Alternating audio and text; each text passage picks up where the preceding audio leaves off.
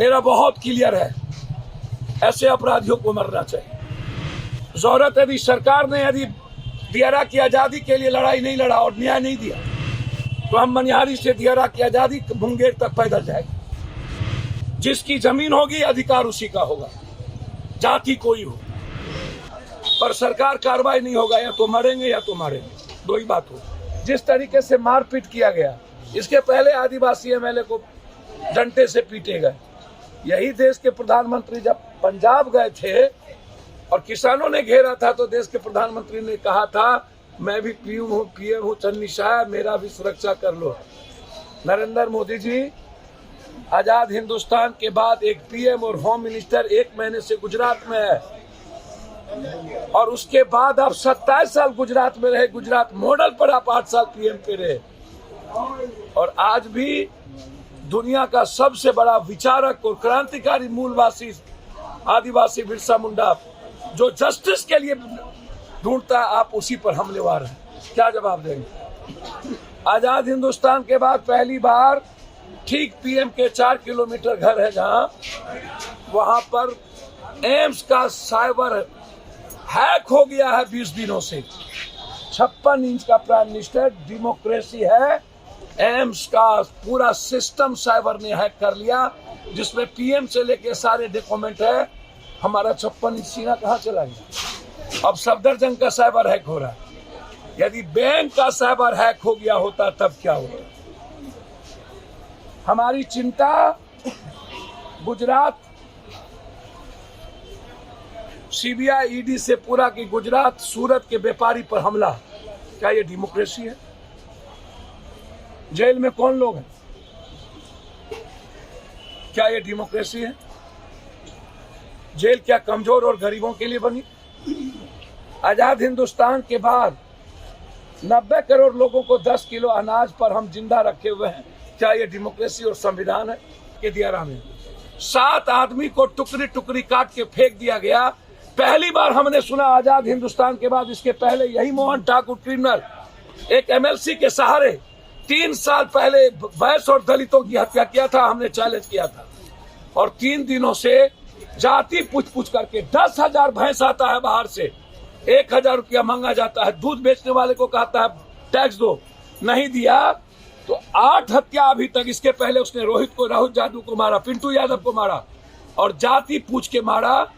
आज 3 महीने से यह कहकर कि ये गुआरनी कौन है इसके घर में, और 3 बच्ची के साथ जाकर के डंके के चोट पर घर में जाकर के जाति कहा करके सोया। कोई बोलने वाला तक नहीं। पूछा तुम जादव हो, मार दिया। फिर पूछा तुम जादव हो, मार दिया। फिर पूछा तुम बनिया हो, मार दिया। फिर पूछा तुम दलित हो, मार दिया। फिर पूछा तुम जादव हो, मार दिया। और एक लाश नहीं मिली। पहली बार सुना जो जादव गरीबों की रक्षा कभी करता था, 20 गांव के एक कोई जादव नहीं बचा जिसके घर में वो ना ढुका हो। पूरा का पूरा दियारा आज कल जाने के बाद बीएमपी पहुंचती है, आज सुबह। और अग्रवाल एमएलसी इसके बदौलत 200 करोड़ की मिट्टी सरकारी जमीन में काट के लेके चला जाता है। लगातार आतंक, फिर गोली क्यों नहीं निकलती? मेरा बहुत क्लियर है, ऐसे अपराधियों को मरना चाहिए।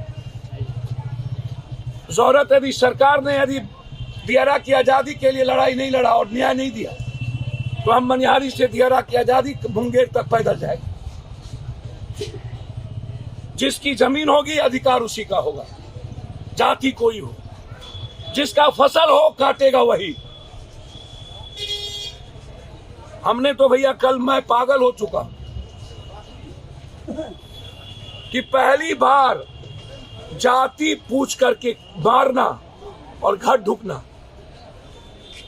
ये दुनिया के हिस्ट्री में सामाजिक न्याय की गवर्नमेंट, महागठबंधन की गवर्नमेंट, गरीब दलितों की A to Z की गवर्नमेंट बोलने वाले हम लोग, जब हम जो सबकी सुरक्षा करता है उसकी सुरक्षा नहीं कर पाइएगा नीतीश जी, मैंने कल कहा, तो फिर बचेगा कौन? यदि मोहन ठाकुर पर सरकार कार्रवाई नहीं होगा, या तो मरेंगे या तो मारेंगे, दो ही बात हो। चैलेंज है मेरे लिए कि मैं आज आपको बता दिया, हम कानून हाथ में नहीं लेंगे लेकिन छोड़ेंगे भी नहीं, और जो गवर्नमेंट उसको मारेगी उसको 2 लाख इनाम देंगे। जब बाघ की हत्या हो सकती है, पागल हाथी की हत्या हो सकती है, तो फिर पागल आदमी की क्यों नहीं? जो आदमी इंसानियत के लिए खतरा हो उसको क्यों नहीं? किसी जाति को आप सूचक करके गाली कैसे दे सकते हैं? किसी जाति, कोई जाति, और जाति कह करके आप किसी के घर कैसे ढुक सकते हैं? 7 लाश नहीं मिली अभी तक, आज तक